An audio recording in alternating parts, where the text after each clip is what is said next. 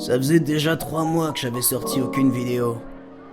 C'est parce que je savais qu'il y avait un sujet inévitable, présent sur tous les ordinateurs que je croisais, mais j'arrivais pas à mettre le doigt dessus.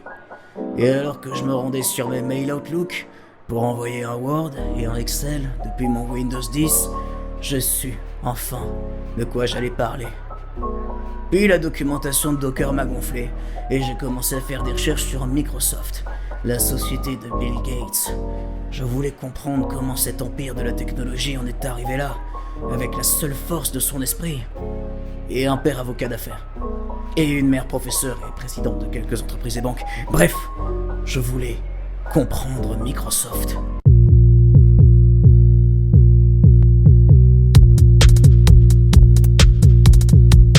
Microsoft a été fondé par Bill Gates et Paul Allen. L'inauguration de la société se fait pendant leurs études à Harvard, on a connu pire comme endroit pour démarrer une boîte, le 4 avril 1975. Bill Gates a alors 20 ans et Paul Allen 22 ans. À l'origine, Microsoft, avec un tiret entre micro et soft, pour des raisons que je n'ai pas trouvé.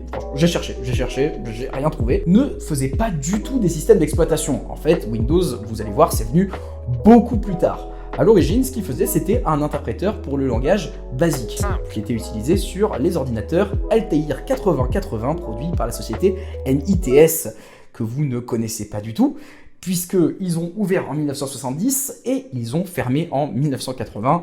Le sort est parfois difficile dans la technologie. Pour qu'un langage informatique fonctionne sur un ordinateur, il faut qu'un programme soit en capacité de le comprendre, de l'interpréter, pour effectuer les instructions prévues.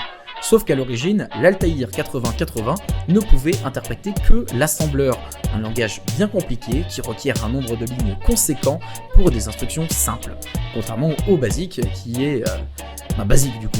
Enfin, en comparaison du moins, ça reste du code des années 70. Le premier système d'exploitation MS-DOS de Microsoft a été créé 5 ans plus tard. Et là vous vous dites, en 5 ans, sortir un tout nouveau système d'exploitation, c'est que les mecs ont dû cravacher de dingue. Pas tant que ça. En 1980, le leader du marché des systèmes d'exploitation était CP/M, créé par l'entreprise Digital Research 6 ans plus tôt et seul et unique produit de cette société. L'intérêt de CP/M, Control Program Monitor, c'est qu'il fonctionnait sur des disquettes. Celle-ci est une disquette classique, qui était le NEC plus ultra de la technologie à l'époque. Il n'était pas lourd en mémoire, il proposait plein de fonctionnalités natives en assembleur, un langage informatique complexe, donc pas besoin de recoder les fondamentaux en travaillant avec ce système. C'était la façon de se saucer avec le code des développeurs de l'époque. Il proposait des outils de debug et un éditeur de texte. Ouais, on se contentait de peu en 1980. Mais la différence majeure avec les technologies présentes alors sur le marché, c'est le BIOS, qui est une partie de la mémoire d'un ordinateur dédiée à la gestion des périphériques et composants matériels.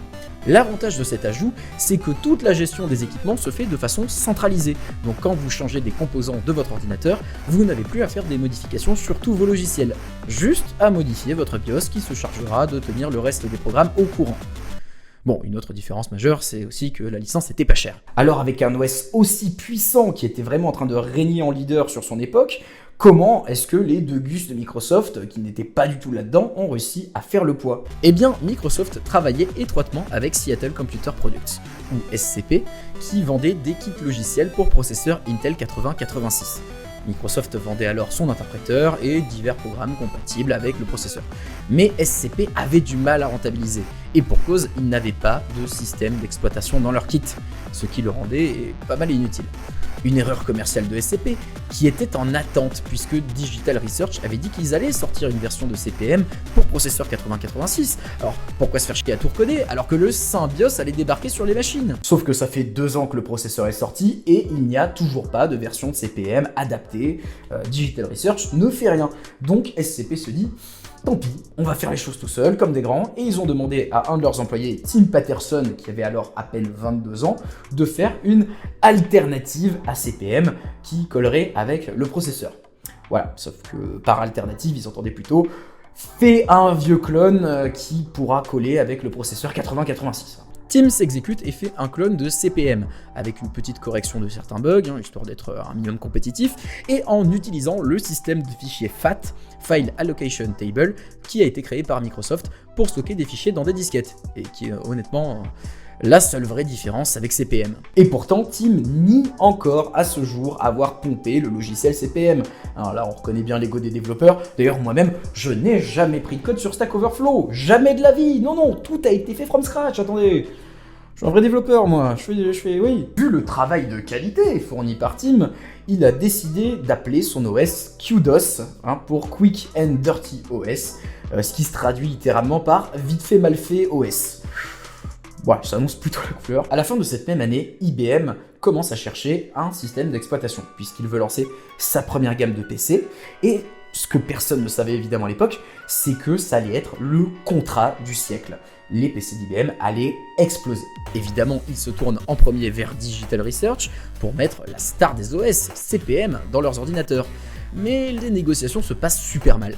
Il y a un mésaccord sur la confidentialité de l'affaire, puisque le contrat que propose IBM dit que toute information qu'il donne à Digital Research est confidentielle, tandis que toute information que leur donne Digital Research est publique. Ça met la confiance d'entrée de jeu. IBM propose un paiement unique de 240 000 $ pour l'intégration de CP/M sur son PC, ce qui ne convient pas à Digital Research, puisqu'ils savent qu'un système de licence où ils toucheraient un pourcentage sur la vente des PC serait bien plus rentable. Bref, ça n'avance pas. Durant ce blocage dans l'affaire, Mary Maxwell Gates, la mère de Bill Gates, siège au conseil de l'ONG United Way of America, où il s'avère qu'il y a aussi John R. Opel, membre du comité de direction d'IBM. C'est quand même un sacré hasard. Quand John R. Opel lui parle du blocage pour trouver ce système d'exploitation, Mary Maxwell Gates mentionne que son fils possède une entreprise de logiciels. Il pourrait donc potentiellement avoir une solution pour lui. John R. Opel rencontre donc les cofondateurs de Microsoft. On ne sait pas exactement la teneur des échanges, seulement que Bill Gates a dit pouvoir proposer un OS à un prix très compétitif pour les PC de IBM et qu'il a ainsi secrètement obtenu le fameux contrat du siècle. Bill Gates retourne voir ses copains de SCP et leur propose un rachat de QDOS pour 50 000 $, ce qui au vu du contrat à 240 000 $ avec IBM est ridiculement bas. Mais SCP accepte, parce que Bill Gates ne leur a pas du tout mentionné l'affaire avec IBM. Une disquette classique. Dans la foulée, Bill en profite pour embaucher Tim, le développeur de QDOS, afin de réaliser des mises à jour du système, qui s'appellent alors MS-DOS en interne et PC-DOS chez IBM. Sauf que les mecs de Digital Research, quand ils voient les premiers PC sortir, ils se disent c'est cramé en fait, c'est notre logiciel. Les mecs ont repris notre logiciel et ça va pas se passer comme ça, on va faire un procès. IBM à ce moment-là, voulant calmer les jeux, dit très bien, voilà ce qu'on va faire. Vous allez proposer votre propre licence avec les PC IBM et Microsoft va proposer sa propre licence. Comme ça, chacun des deux peut faire ce qu'il veut et il y a une vraie compétition et c'est les utilisateurs qui décident, donc ça va, il n'y a pas de plagiat. Digital Research accepte le deal, mais le problème c'est que Digital Research, pour en arriver là, eux, ils ont passé des années à développer leur logiciel. Il faut qu'ils le rentabilisent. Et donc, ils mettent la licence à 240 $ l'unité. Et Microsoft, de leur côté, qui n'a pas fait beaucoup d'investissement, ils ont juste racheté directement un système d'exploitation existant, ils ont pu se permettre de revendre la licence à 40 $. Et donc, forcément, tout le monde est allé acheter la licence de Microsoft. Et avec des millions de ventes sur les PC IBM, vous pouvez vous dire que Microsoft s'est fait évidemment un pactole énorme. Et en plus de ça, Microsoft a eu la bonne idée de ne signer aucune exclusivité avec IBM. Donc ils peuvent vendre leur système d'exploitation à qui ils veulent et le développer autant qu'ils le souhaitent. Autant vous dire que le futur s'annonce très radieux. Microsoft profite de sa fortune pour rentrer en bourse. L'action rentre à 21 $, mais augmentera jusqu'à 35,50 $, soit 2,5 millions d'actions vendues en une journée, ce qui débloque 61 millions de $ supplémentaires pour la société. Voilà, donc j'ai rien compris, mais grosso modo, ils se sont fait plein d'argent en entrant en bourse. En 1983, Microsoft sort Windows 1, qui, comme son nom l'indique un petit peu, permet d'avoir des fenêtres pour pouvoir interagir avec les logiciels, plutôt que de passer directement par les lignes de commande. Et ça décolle pas du tout. Franchement, les gens sont pas chauds, ils se disent j'ai une interface de commande. Les fenêtres bug et le système n'est pas du tout intuitif. D'ailleurs, il n'y a même pas de bouton pour fermer les fenêtres.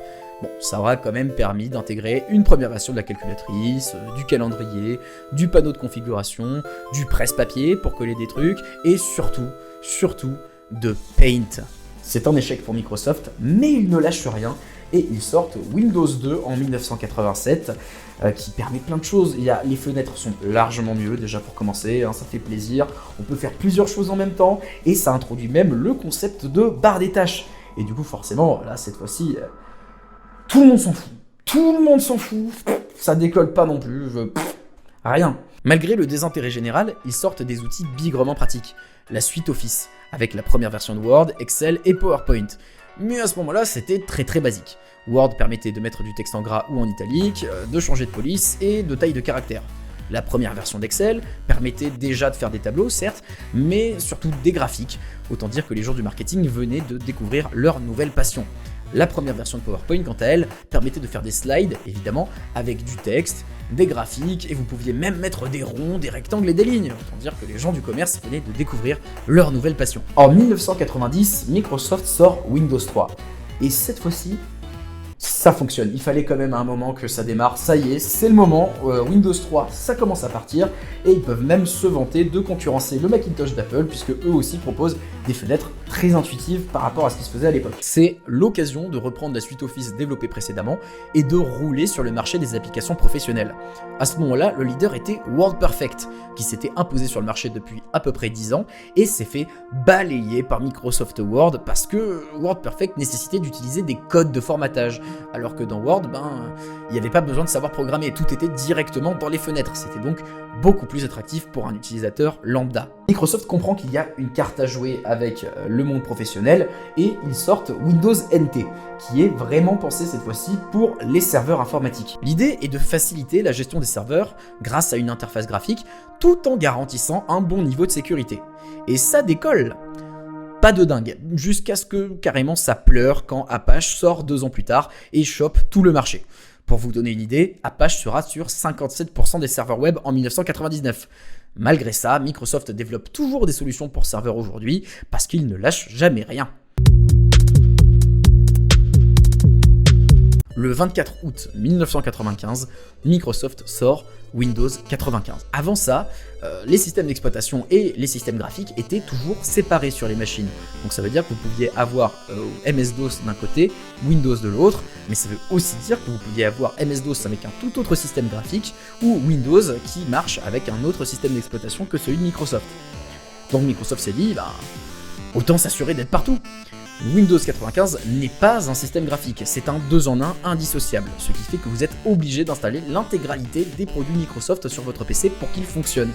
Techniquement, ça se traduit par une machine virtuelle qui va faire le pont entre les fonctions système et l'interface graphique, qui ont chacun leur brique propre, ce qui est devenu possible en passant sur une architecture 32 bits plutôt que 16 bits, avec l'intégration de nouveaux processeurs plus puissants dans les PC. Commercialement, ça leur donne un avantage de dingue, parce que les fabricants de PC préfèrent avoir un seul logiciel tout en un qui fait directement fonctionner le PC, plutôt que de devoir aller négocier un logiciel à droite, un logiciel à gauche pour avoir quelque chose de fonctionnel. Et du coup, même si Microsoft proposait un menu démarrer extrêmement intuitif pour les initiés, ce qui a réellement fait exploser Windows, c'est le fait qu'il se retrouvait par défaut sur à peu près 70% des PC du marché à l'époque. Mais Microsoft 95, c'est aussi l'arrivée du navigateur web qui allait dépasser tout le reste. Et nous sommes en 1995. Il n'y a pas beaucoup de navigateurs web, c'est encore une bonne idée. Microsoft veulent se lancer dans les navigateurs web, car le marché grandit à vitesse grand V, mais ils sont déjà occupés à développer des systèmes d'exploitation, c'est quand même leur métier. Et en plus de ça, Netscape est déjà très implanté sur le marché. N'hésitez pas à regarder la vidéo Pourquoi c'est toujours le JavaScript si vous voulez en savoir un peu plus sur cette société. Ils décident alors d'appliquer la même stratégie que ce qu'ils avaient fait pour les systèmes d'exploitation au début, c'est-à-dire acheter un navigateur web déjà existant. Ils négocient d'abord avec AOL, mais ça ne se conclut pas. Ils se tournent alors vers Spyglass, qui est une société qui n'arrive pas du tout à rentabiliser le navigateur web Mosaic.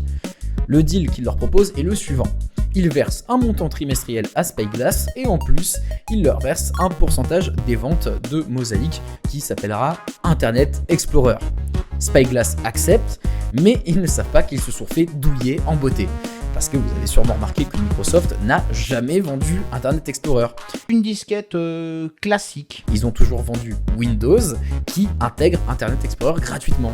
Ce qui fait qu'ils n'ont absolument jamais versé de royalties à Spyglass qui n'a reçu que le montant trimestriel promis.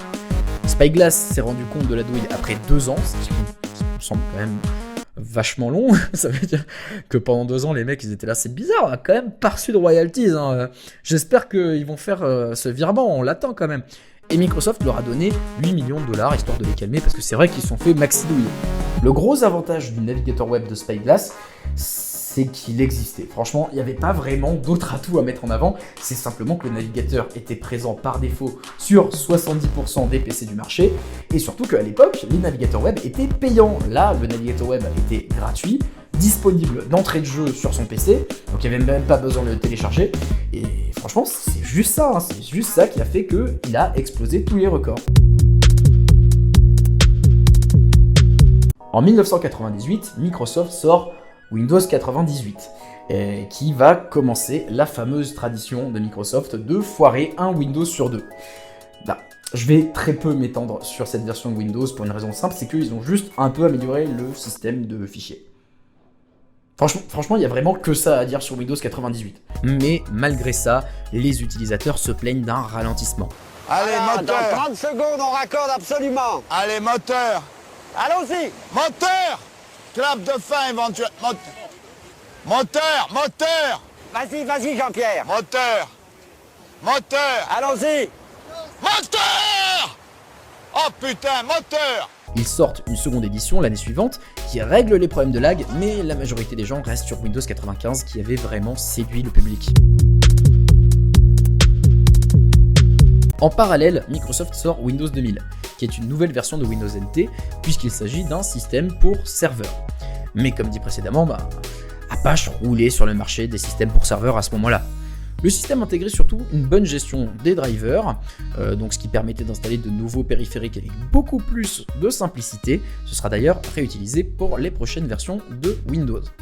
Par contre, les nouvelles fonctionnalités en lien avec Internet rajoutaient plein de failles de sécurité difficiles à patcher, voire parfois impossibles à patcher, comme 2 failles qui ont été découvertes en 2009 et qui nécessiteraient, selon Microsoft, de refaire l'intégralité de l'architecture du système pour qu'on puisse les corriger. Des évolutions vraiment pas folles côté Microsoft, il va falloir clairement rattraper ça. Et ils y sont largement arrivés. Windows XP sort en août 2001. Et l'idée, en fait, ça va être de condenser les versions Windows côté serveur et les versions Windows pour les utilisateurs de tous les jours pour avoir une sorte de super Windows qui correspondrait à tous les types d'utilisateurs. C'est pour ça qu'ils disent centrer tout pour cette version sur l'expérience utilisateur, Windows expérience utilisateur. Et c'est un gros succès. L'interface utilisateur est plus intuitive, le gestionnaire de périphériques, qui faisait la force de Windows 2000, a été amélioré et permet de brancher tout et n'importe quoi en USB sans problème. Et en plus de ça, la gestion du multimédia permet d'afficher des vidéos et des photos avec simplicité, car oui, jusque-là, c'était pas si simple que ça. L'amélioration est en partie due au passage sur un système 64 bits, ce qui a augmenté les capacités de calcul. Mais c'est aussi le début des licences uniques avec un code. Jusqu'ici, les versions de Windows s'installaient comme un logiciel via des disquettes, sans se poser plus de questions. Ce qui veut dire que si vous aviez une disquette Microsoft qui vous avait été filée par exemple par un pote, eh bien vous pouviez tout à fait installer Windows. Mais à partir de XP, chaque installation était reliée à un code de licence, ce qui faisait qu'on ne pouvait plus installer Windows qu'une seule fois. Et donc si par exemple vous installiez Windows sur votre PC, vous ne pouviez plus filer Windows à votre pote parce que il n'avait pas votre code de licence. Avec cette licence unique, Microsoft arrive à vendre 400 millions de copies de Windows XP en à peine 5 ans, soit un chiffre d'affaires aux alentours des 80 milliards de dollars. Plutôt rentable, ils s'en sont assez bien sortis, ça va. À ce stade, Bill Gates a bien compris l'importance qu'allait avoir Internet dans la bataille des systèmes d'exploitation. Et c'est pour ça que Microsoft introduit .NET, qui permet de développer des liaisons à Internet pour toutes les applications Windows, mais depuis un serveur local, au lieu de passer par un hébergeur. C'est-à-dire qu'avant, ce que devaient faire les développeurs, c'était prendre un serveur qui appartient à quelqu'un, à un hébergeur, et qui allait ensuite lui faire payer un abonnement au mois ou à l'année. Maintenant, ils peuvent faire tous leurs tests pour leurs applications directement sur leur PC. Ce qui fait qu'ils font des grosses économies, surtout pour les grosses sociétés. Ils se disent que c'est également le bon moment d'enfin réussir à surpasser Java, qui était à ce moment-là le langage orienté objet le plus populaire depuis 5 ans. Ce que je vous détaillerai dans une future vidéo. Et c'est pour ça qu'ils créent le C#. Ce langage est censé s'imposer comme le meilleur pour développer des applications bureau, mais contrairement à Java, il fonctionne que sur Windows, et pas sur Mac. ni sur Linux. Donc les développeurs à l'époque ont eu le choix entre faire un code en C# pour Windows et faire un code en Java pour tous les autres systèmes, ou juste faire un code en Java pour Windows et tous les autres systèmes. Et du coup, ils ont fait un code Java pour Windows et tous les autres systèmes. La même année, Microsoft se lance dans le gaming avec la Xbox, qui est la première console qui intègre un disque dur, donc plus besoin d'avoir des cartes mémoire, et la première console qui gère le Dolby Digital 5.1 en dehors des cinématiques. Donc ça permet d'avoir des jeux un peu plus immersifs en termes d'ambiance sonore. Comment est-ce qu'ils ont réussi à faire ça ? La technique est très simple, mais efficace. Ils ont mis un PC dans un boîtier, avec un port HDMI, histoire de... Mais grosso modo, voilà, c'est juste un énorme boîtier qui est lourd comme un âne mort par rapport aux autres consoles et qui forcément, du coup, défonce tout en termes de performance. C'est un PC dans une boîte. Ça leur a également permis de créer le Xbox Live, qui est le service multijoueur de Microsoft. Donc les joueurs pouvaient enfin jouer entre eux via Internet. C'était assez révolutionnaire à l'époque, même si PlayStation est arrivé sur le même créneau. On verra peut-être qu'un jour un épisode sur Sony viendra, mais en attendant, voilà, je vous donne ce petit détail, c'est arrivé à peu près en même temps. Il y a quand même des failles qui ont été trouvées dans le code de l'Xbox et qui permettaient assez facilement de modder des jeux, mais ça n'a rien changé, la console a absolument cartonné. Mais l'objectif de Microsoft, c'était pas vraiment de régner sur le gaming, c'était plus, on va dire, un petit truc à côté. Eux, ce qu'ils voulaient, à ce moment-là, c'était défoncer Java et Apache. Et ils n'avaient pas du tout réussi. Donc ils se sont dit, on va se reconcentrer sur ce qu'on sait faire, les systèmes d'exploitation, ça marche très bien, et tout le monde attendait de toute façon le successeur de Windows XP. Et c'est comme ça qu'en 2006 est sorti le tristement célèbre Windows Vista. La critique majeure qui était faite sur Windows XP à l'époque, c'était les failles de sécurité. Donc Microsoft a vraiment voulu se concentrer là-dessus pour que le nouveau système soit rassurant et surtout auprès des professionnels. Et effectivement, ils ont moins de failles de sécurité. Ça a été salué. Et c'est à peu près la seule chose qui a été saluée sur Windows Vista. Les critiques du système sont nombreuses, comme le détaille Vivek Sharma dans Design et implémentation de systèmes d'opération. La licence est chère et restrictive, ça a mis 6 ans à sortir, alors que normalement, si vous suivez, c'est à peu près 2 à 3 ans entre chaque version de Windows. Il y a des logiciels anti-copyright pour tenter d'empêcher le piratage de musique et de films, alors qu'à ce moment-là, ça commençait à vraiment marcher le piratage de musique et de films. Moi, je stream, mon pote. Et en plus de ça, il faut un PC de dingue pour le faire tourner. À sa sortie, le Times, qui est un journal britannique, estimait que seuls 5% des PC du Royaume-Uni avaient la configuration requise pour faire tourner toutes les fonctionnalités de Vista. Ça a d'ailleurs mené à des procès qui ont été lancés par des personnes avec des PC tout neufs qu'ils venaient d'acheter et qui ne permettaient même pas d'utiliser Vista. Pourtant, d'un point de vue technique, Vista amenait pas mal de choses.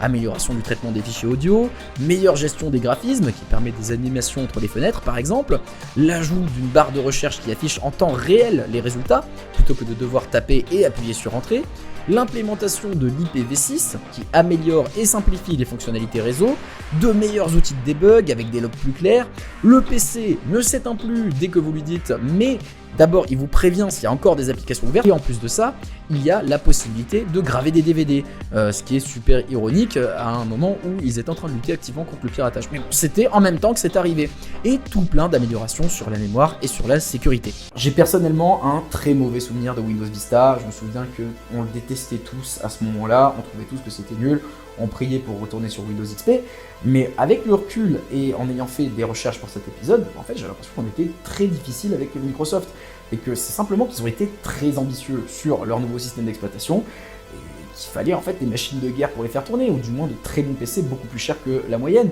Et c'est pour ça en fait qu'on a tous un souvenir d'un système d'exploitation absolument nul. La même année sort la Xbox 360, qui est toujours un PC, mais plus optimisé pour du gaming. Ils ont mis notamment une nouvelle carte graphique Nvidia, ils ont rajouté du stockage, mais ce qui a réellement attiré les foules, c'est le catalogue de jeux. Donc ça veut dire qu'il n'y a pas grand chose à vous dire d'un point de vue technique. Mais même si le gaming se passe bien, Microsoft sait que ce n'est pas là que se trouve la vraie valeur de sa société. Donc ils doivent frapper un coup fort avec leur nouveau système d'exploitation. Et ils savent que cette fois-ci les utilisateurs n'auront pas la patience d'attendre 6 ans. Alors ils se disent, ok, on va pas essayer de proposer plein de nouvelles fonctionnalités, visiblement c'est pas ça qu'attendent les utilisateurs. On va faire ce qu'on sait faire et on va le faire bien.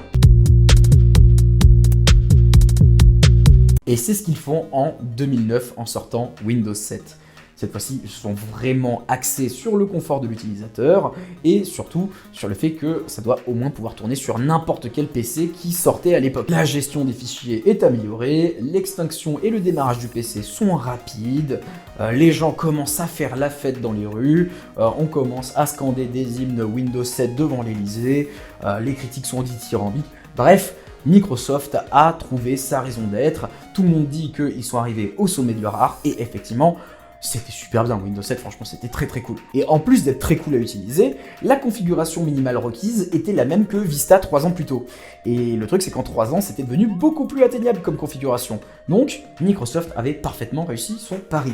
Il y a peu de détails techniques intéressants à donner sur Windows 7, parce que globalement, ils ont réparé ce qui marchait pas sur Vista. Et ils ont simplifié l'interface. La suite logique aurait donc été de continuer dans cette même veine et de simplifier l'interface tout en optimisant le système d'exploitation pour qu'il soit plus rapide.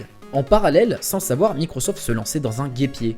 Windows Phone 7 est la première version de système d'exploitation pour smartphone de Microsoft. Mais le problème, c'est que l'interface n'est pas tellement adaptée pour un mobile. Bon, ils ont tenté d'améliorer ça avec Internet Explorer 9, sans commentaire. Alors que la guerre des systèmes d'exploitation se déplace sur mobile en plus des ordinateurs, Microsoft décide de tenter le tout pour le tout. Le 13 novembre 2011, à la conférence Build, qui est une sorte d'E3 mais que pour les produits Microsoft, ils annoncent les principales fonctionnalités de Windows 8. Petite parenthèse pour dire que l'année suivante, en 2012, Jordan Rudess de Dream Theater a fait un concert au Build. Voilà, ça n'a aucun rapport avec la chronique pour le coup, mais l'info m'a surprise, donc voilà, je me suis dit que j'allais vous partager ça. Le changement le plus marquant, ça a été le design. Microsoft avait fait un nouveau langage informatique pour le design de Windows 8, qui s'appelle Modern UI, mais qui est plus connu sous le nom de Metro. Et ce qui est bien, c'est que j'ai pas besoin de vous faire une analyse pour dire pourquoi est-ce que ça n'a pas été apprécié, puisque l'un des développeurs de Microsoft de l'époque l'a fait pour moi sur Reddit. Dans ce post Reddit, il explique le choix d'utiliser Metro comme interface par défaut de Windows 8, plutôt que l'interface bureau qui était beaucoup plus similaire à Windows 7 et qu'il fallait aller activer en option. Parce qu'en effet, il l'admet lui-même, Metro est horrible pour des gens expérimentés en utilisation du PC et qui souhaitent faire plus qu'aller juste sur les réseaux sociaux ou trier ses photos de vacances. Metro a été pensé pour les néophytes. C'est un design qui fonctionne pour des grands-parents qui achètent leur premier PC, I'm a computer, Grandpa. ou pour un enfant qui découvre les joies de l'ordinateur. Parce que son fonctionnement est basé sur la simplicité dans les tâches les plus classiques sur un ordinateur personnel. Ce qui est l'antithèse de ce dont a besoin un utilisateur expérimenté, qui vont généralement utiliser plusieurs logiciels ouverts en même temps et jongler entre eux, ou sûrement avoir plusieurs écrans qui va permettre de gérer ces différents logiciels, voire carrément des machines virtuelles qui vont tourner en parallèle, et chacune de ces machines virtuelles va rajouter son lot de complexité. Le souci, c'est qu'en 2011, Microsoft avait beaucoup plus d'utilisateurs inexpérimentés dans leur marché que Apple, et du coup bien entendu que Linux. La stratégie de marketing la plus logique était d'axer le système sur la simplicité, et ce depuis des années. Par exemple, Windows n'a jamais inclus plusieurs bureaux parallèles, contrairement à macOS ou à Ubuntu, parce que le panel de tests d'utilisateurs inexpérimentés se paumait à chaque fois. Ça ne manquait pas, dès qu'il y avait plusieurs bureaux les uns à côté des autres, les utilisateurs se paumaient. Donc la logique c'était d'avoir Metro pour les utilisateurs découvrant le PC, et la version bureau proche de Windows 7 pour les utilisateurs expérimentés. Et la raison pour laquelle c'est la version des gros noobs qui est mise par défaut, c'est parce que c'est plus simple pour un utilisateur expérimenté de trouver comment changer de version plutôt que pour une personne qui découvre le PC de voir comment mettre une version plus simple. Cependant, l'utilisateur assure que même si actuellement le design ne correspond pas du tout aux utilisateurs expérimentés PC Master Race, une fois qu'ils auront peaufiné l'aspect simple, ils s'attaqueront à un design plus avancé et à l'optimisation du système, ce qui fait qu'ils en profiteront sur le long terme. L'exemple le plus marquant pour les utilisateurs habitués de Windows, c'était la disparition pure et simple du menu démarrer. Comment? C'est plus difficile après pour démarrer. À part le design, il y a quand même quelques nouveautés sur Windows 8, dont tout le monde se fout, parce que tout le monde était trop concentré à chialer sur le design. Internet Explorer 10, qui est plutôt adapté pour les PC à écran tactile, qui commence à arriver sur le marché à ce moment-là. Est-ce que ça a été apprécié? Disons que c'est la dernière fois qu'ils appelleront un navigateur Internet Explorer, donc autant vous dire que ça a un peu bidé. Il y a des comptes Microsoft qui permettent de synchroniser son profil sur les différentes applications Microsoft, du coup. Il lance le Windows Store qui permet d'acheter et télécharger des applications compatibles avec Windows 8. On peut désormais s'identifier en utilisant une photo et en indiquant 3 actions à faire dessus, comme par exemple cliquer sur une partie de la photo ou faire des cercles dessus. Et on peut également s'identifier en tapant un code à 4 chiffres. On peut mettre en pause un transfert de fichiers. Ce qui est cool, pourquoi pas. Des améliorations sur le démarrage et la récupération de fichiers, la gestion de l'USB 3.0, un nouveau gestionnaire de tâches, la gestion du Xbox Live, le contrôle parental, désolé les enfants, et Windows Defender qui jusque-là ne détectait que les logiciels espions, mais maintenant il peut vraiment s'attaquer aux virus. Face à la mauvaise réception du public, ils ont sorti un an après, en 2013, la version 8.1 de Windows, qui avait déjà un menu démarrer, ça commence bien. On peut aussi mettre des fenêtres un peu à côté, en parallèle comme ça, mais c'est surtout ils ont mis un menu démarrer. Ils pensaient qu'en mettant le menu démarrer, ça devrait calmer les gens. Le seul avantage de Metro, c'est que ça fonctionne plutôt bien sur mobile.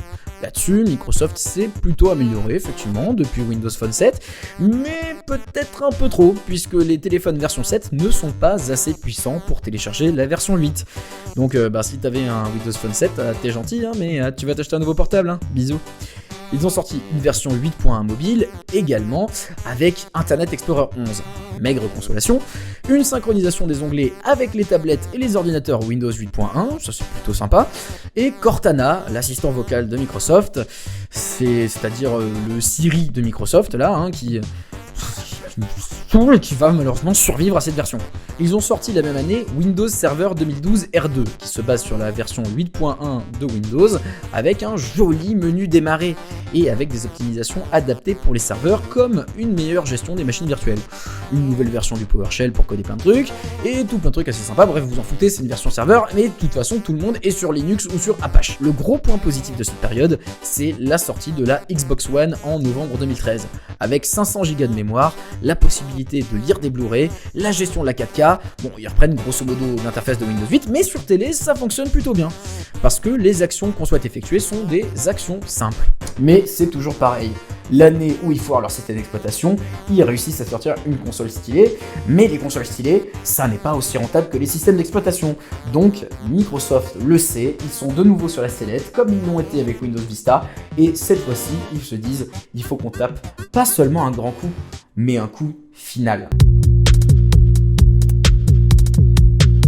Avant la sortie de Windows 8.1, des rumeurs avaient déjà commencé à circuler comme quoi Microsoft serait en train de travailler sur un nouveau système d'exploitation.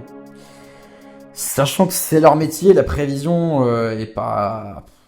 ils sont pas mouillés quoi, oui. 9 mois plus tard, en juillet 2013, c'est carrément Ron qui ouvrira le passage. Des images d'une version très brouillonne de Microsoft 10 fuitent, le build 9795. Les captures d'écran qui sont diffusées montrent un menu démarrer similaire à celui de Windows 7. Des failles de sécurité, mais je m'en fous de ça, est-ce qu'il y a un menu démarrer? Quelques mois plus tard, c'est carrément une version complète en développement de Windows 10 qui va fuiter sur des sites. Cette version sera surnommée Windows 9 jusqu'à l'annonce officielle de Microsoft en septembre 2014. Mais du coup, pourquoi ça s'appelle pas Windows 9 ? Parce qu'il y a eu plusieurs théories sur internet, par exemple, ce serait pour faire une rupture avec Windows 8, donc Windows 9 aurait été la suite, mais Windows 10 c'est pour montrer que ça n'a rien à voir avec Windows 8. Un développeur de Microsoft explique à l'époque sur Reddit, oui, encore une fois, la rumeur qui circule en interne. Des premiers tests auraient été faits sur des logiciels tiers absolument nécessaires cependant au fonctionnement de Windows, et on aurait vu qu'ils avaient utilisé comme identifiant Windows 9 pour les versions Windows 95 et Windows 98. Oui, parce qu'il y a encore des logiciels qui datent de Windows 95 et Windows 98 pour faire tourner tout ça. Donc, ils avaient deux solutions. Soit ils reprennent l'intégralité de ces logiciels pour modifier Windows 9 en Windows 9 et laisser les versions 95 et 98, soit ils appellent ça Windows 10. Et donc voilà, c'était la théorie qu'il y avait chez Microsoft à l'époque. Selon la journaliste Mary-Jo Foley, cependant, qui a écrit le livre Microsoft 2.0, comment Microsoft entend-il rester pertinent à l'ère post-Gates, Microsoft aurait fait ce choix parce qu'il souhaitait indiquer que ce serait la forme finale de Windows. Je ne ferai pas la même erreur aujourd'hui. Je vais prendre tout de suite ma forme finale. Que jamais aucune autre version ne sortira. Windows 10 sera mise à jour pour l'éternité. C'est la théorie. C'est la théorie. C'est faux. Mais le système en lui-même, c'était Frankenstein. Ils ont repris le bouton démarrer de Windows 7, la partie gauche du menu démarrer qui est inspirée de Windows XP, tandis que la partie droite du menu démarrer est une version miniaturisée de Windows 8. Je vous jure, ça fait 3 articles de Windows où les 3/4 me parlent du menu démarrer. Je pète un câble, les mecs sont obsédés par le menu démarrer et à chaque nouvelle sortie de Windows depuis Windows 95, les mecs font tout un putain de cinéma entièrement dédié au menu démarrer. Qu'est-ce que c'est? Juste un menu démarrer. Il y a des bureaux virtuels, des notifications, ça par contre c'est vrai que c'est relou, et les applications ne tournent plus en plein écran forcé. Maintenant, il y a des rebords, comme sur des fenêtres, comme Windows. Ils ont eu la bonne idée de réintégrer leur assistant vocal Cortana qu'ils avaient fait sur Windows Phone 8.1, que je ne supporte pas. Pourquoi? Vous pouviez complètement vous en passer. Ils ont amélioré les animations pour ouvrir et agrandir les fenêtres. Ils ont simplifié les mises à jour avec Windows Update et ils sortent Microsoft Edge qui existe. Voilà. Beaucoup de mots pour dire qu'ils ont remis le menu démarrer et c'était reparti. Et nous y étions. La version finale de Microsoft.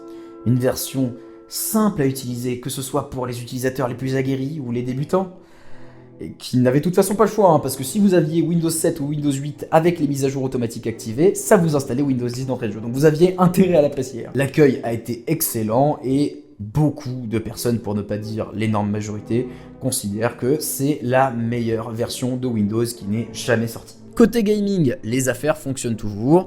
La Xbox Series X est sortie en 2020 et c'est un PC gaming dans une boîte, grosso modo.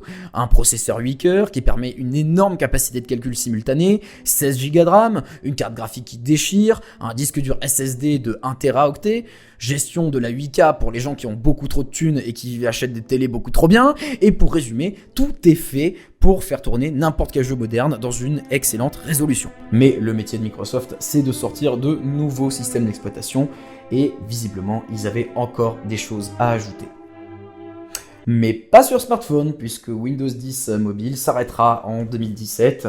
Voilà, c'était donc la fin de l'épopée smartphone de Microsoft, qui de toute façon n'a jamais été vraiment ouf, on va pas se mentir. Le 24 juin 2021, une vidéo est publiée montrant un premier aperçu de Windows 11.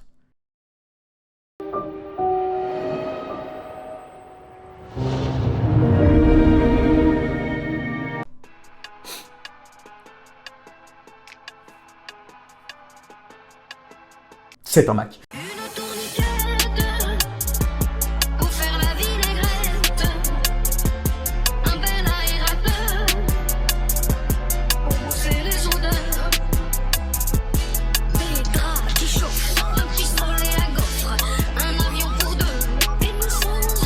Chaque fois qu'on veut faire des nouvelles fonctionnalités, on sait que ça va se casser la gueule. Alors on sort une Xbox à chaque fois et on garde ce qui marche et ensuite on sort un vrai Windows et ça fait 20 ans qu'on fait ça quoi.